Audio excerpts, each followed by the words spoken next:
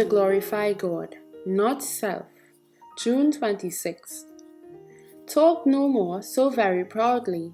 Let no arrogance come from your mouth. For the Lord is the God of knowledge, and by him actions are weighed. 1 Samuel 2:3.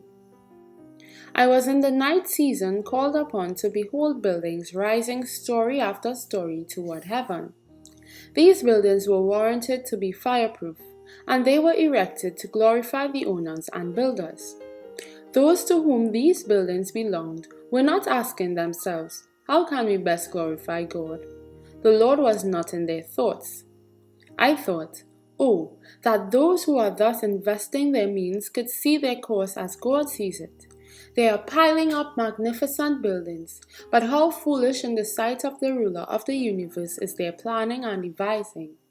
They are not studying with all the powers of heart and mind how they may glorify God.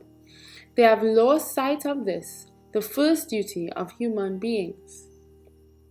As those lofty buildings went up, the owners rejoiced with ambitious pride that they had money to use in gratifying self and provoking the envy of their neighbors.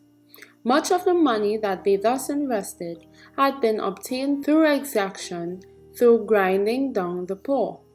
They forgot that in heaven an account of every business transaction is kept.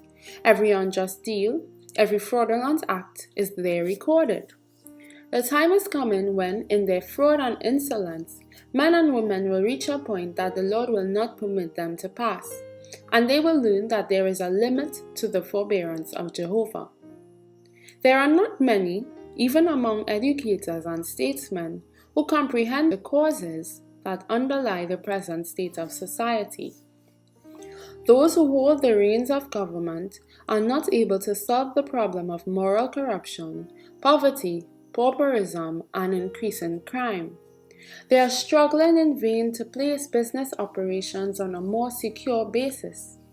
If men and women would give heed to the teaching of God's word, they would find a solution of the problems that perplex them.